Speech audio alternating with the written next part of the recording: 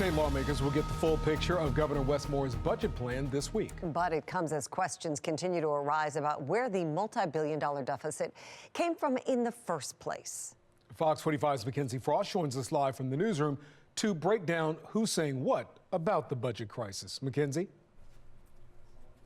Guy and Mary, Republicans are quick to point to Democrats who've been in control of both the House and the Senate for years as the reason why the state is facing this. But we're digging into those claims to figure out really who's to blame for the budget crisis.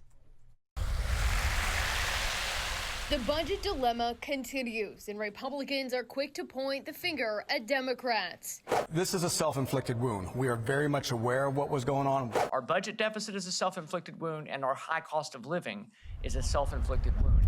The GOP says the budget hole stems from spending and programs. Maryland has become a state with a government that is of the government, by the government, and for the government. Policies that we are talking about right now that have cost us a lot of money, that have put us in this position, many of them were vetoed by Governor Hogan, overridden by the Democrat General Assembly, and now we're having to pay the price for it.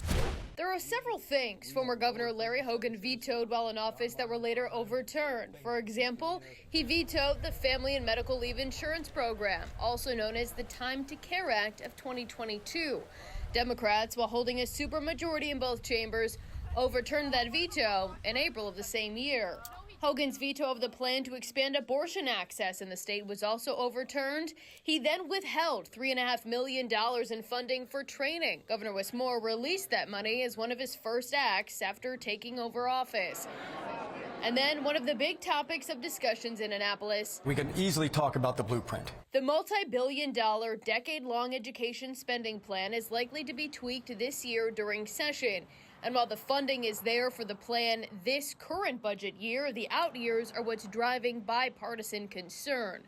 But the blueprint is another example of a spending plan vetoed by then Governor Hogan, and Democrats were quick to overturn his disapproval. Republicans point to the nearly $3 billion budget hole for this next budget year as a result of the policies and spending plans, but the top Democrat in the Senate is pushing back on that argument. I like to diagnose things with facts, and when we look at how we got to where we are today, we know that it's entitlement spending. It's not some reckless spending from years past being caught up. It's and if it is, I would ask my good friends why they voted for the budget. But Senator Bill Ferguson says entitlement programs coming in over budget is why the state is staring down a budget crisis, and points to Medicaid as part of the problem. The projections were off, so what's being done to ensure that that doesn't happen moving forward? yeah, I mean, this is the exact question that we're having with the Department of Health right now, of where within our systems are we making sure that we have the correct eligibility for those who qualify, and that we are checking within the system that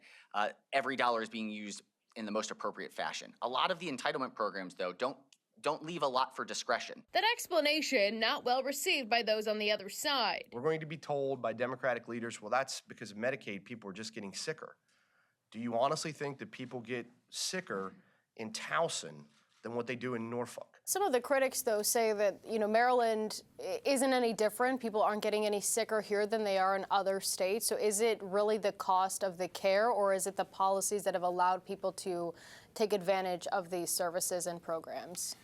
Actually, in Maryland, we do have an aging population that is greater than many others, particularly an aging population that uses Medicaid for end-of-life care. That is different than a number of other states. We are not exclusively facing it, but it is acute for us. According to the Maryland Department of Health, 1.8 million people are on Medicaid. That's approximately 1 in 4 Marylanders. Friday, Fox 45 News questioned the State Department of Health to see what the price tag is for end-of-life care on Medicaid, but our questions remain unanswered. Mackenzie, there's also a lot of talk about the size of state government and staffing. So will hiring be impacted by this budget crunch? Mary, that's a question that several people are asking leadership right now, given where the current budget situation stands. And I'm told that, like other ideas when it comes to filling the deficit, everything is on the table. But we know that Governor Wes Moore made it a priority for his administration to really focus on bolstering the ranks of state government. One of the criticisms that we continue to hear of the former governor, Larry Hogan, is that he did not prioritize state staffing and employees, and filling the vacancies. Here's what Governor Moore said about that issue during his 2023 State of the State. Right now, Maryland's government has nearly 10,000 vacancies. That means needs are not being met. It means timelines for licensing and approvals are closer to the 19th century than they are to the 21st. Governor Wes Moore said that he wanted to make it a priority to hire 5,000 new state employees. From the data that we've been able to track down, that goal has not yet been met. At the end of 2023, the state government added between 790 and 890 new employees to the payroll, depending on who you got your data from. And according to the latest information from the Department of Budget and Management, in November of 2024, we did get a better idea of where some of the vacancy rates stand. Let's take a look at some of that information. The current vacancy rate, again, as of November of 2024, was just under 10.5%. Breaking that down by agency, the Department of Health, for example, has a 15.7% vacancy rate. Department of Public Safety and Correctional Services, 11% vacancy. Environment Department sitting at just over 12.5% vacancy rate. Now, the governor's office says that that data does not provide a full picture. It's not all of the agencies. So I reached out to the governor's office to ask them to provide the updated information for us. They said they're still working on it. When it comes to potentially a hiring freeze or cost of living increase pauses or any other salary pauses, Senate President Bill Ferguson says that, again, everything should be an option. We do know that there are going to be necessary new hires, but it should be a very thoughtful process, as we know that we have to live within our means.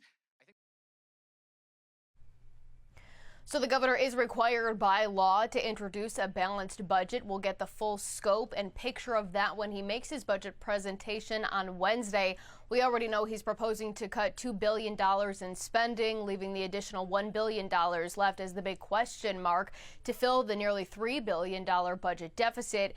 And we could see him dip into the rainy day fund to make that balanced budget a reality. And then it'll be up to lawmakers to continue the negotiations as this legislative session plays out. We're live in the newsroom. Mackenzie Frost, Fox 45 News. I'm Mary Bubala. Thank you for watching. Here's another video for you to watch. Also take some time to subscribe to our YouTube channel.